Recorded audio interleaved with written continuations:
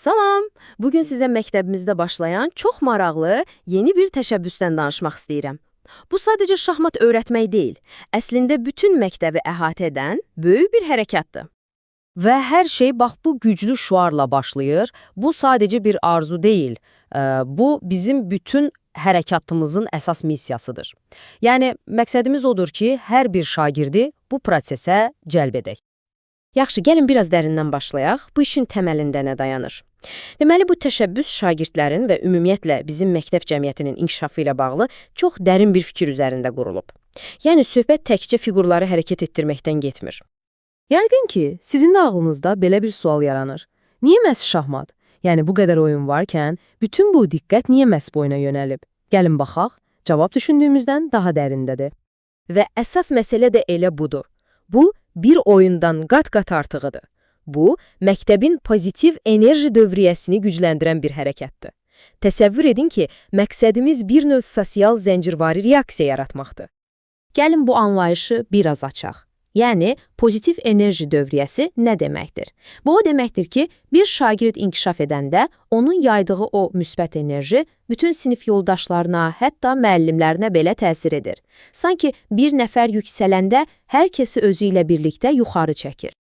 Şahmat oynayan şagirdlərdə baş verən dəyişikliklər həqiqətən də heyratamizdir. Baxın, söhbət təkcə oyunda qalib gəlməkdən getmir. Onlar daha sürətli düşünməyə başlayırlar, emosiyalarını daha yaxşı idarə edirlər və ən əsası, həyatın hər sahəsində tətbiq edə biləcəkləri strateji bacarıqlar qazanırlar. Və ən gözəli odur ki, bu fərdi faydalar sadəcə həmin şagirddə qalmır. Bu pozitivlik bütün sinfə yayılır. Nəticədə nə olur?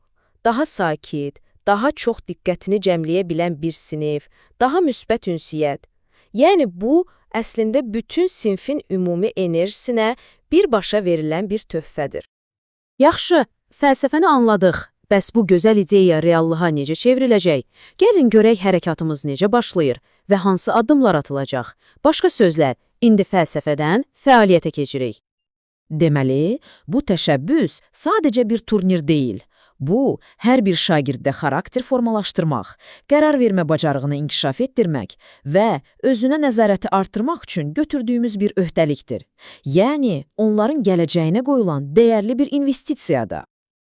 Yaxşı, bəs bütün bu gözəl fikirləri praktikada necə həyata keçirəcəyik? Əlbəttə ki, bunun üçün aydın və həyəcan verici bir planımız var. Gəlin indi addım-addım bu yola birlikdə nəzər salaq. Deməli, planımız 4 aydın mərhələdən ibarətdir. Birinci addım siniflərdə şahmatı təşviq etməkdir. Yəni, lövhələr həmişə əlçatan olacaq, tənəffüslərdə oynamaq üçün şərait yaradılacaq. Sonra ikinci mərhələdə hər sinifdə kiçik, daxili turnirlər keçirərək həyəcanı artıracağıq.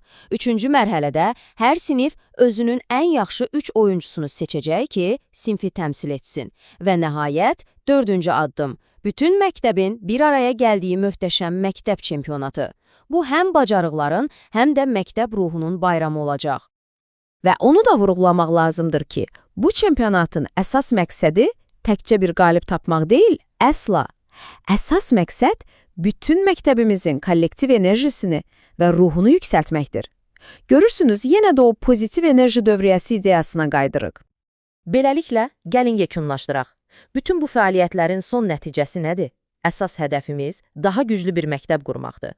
Gəlin bunun uzun müddətli faydalarına baxaq. Bütün bu prosesin sonunda şagirdlər hərtərəfli faydalar əldə edir. Şahmatda qazandıqları bacarıqlar birbaşa həm akademik, həm də şəxsi uğura çevrilir. Məsələn, dərslərdə diqqətləri artır, təzyiq altında, çətin anlarda daha soyuqqanlı, daha yaxşı qərarlar verə bilirlər. Bu da onların ümumi düşüncə tərzini daha sakit və balanslı edir. Və bütün bunlar bizi o əsas güclü formulaya gətirib çıxarır. Birinci hissəsi belədir. Unutmayın, hər şey fərddən başlayır. Çünki güclü şagird güclü sinif yaradır. Və güclü sinif də öz növbəsində güclü məktəb yaradır. Bu, əsl domino effektidir. Fərdi inkişafın necə böyük, kollektiv bir uğura çevrildiyinin bariz nümunəsidir. Bəs bütün bu planın, bu fəlsəfənin arxasında duran o tək əsas hədəf nədir?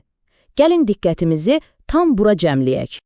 Məqsədimiz çox sadə və aydındır. Hər bir şagirdin şahmatı öyrənməsi və bu yolla özünü bir addım daha güclü etməsi. Vəssalam. Beləliklə, başladığımız o güclü şüara yenidən qayıdırıq. Bu sadəcə bir cümlə deyil.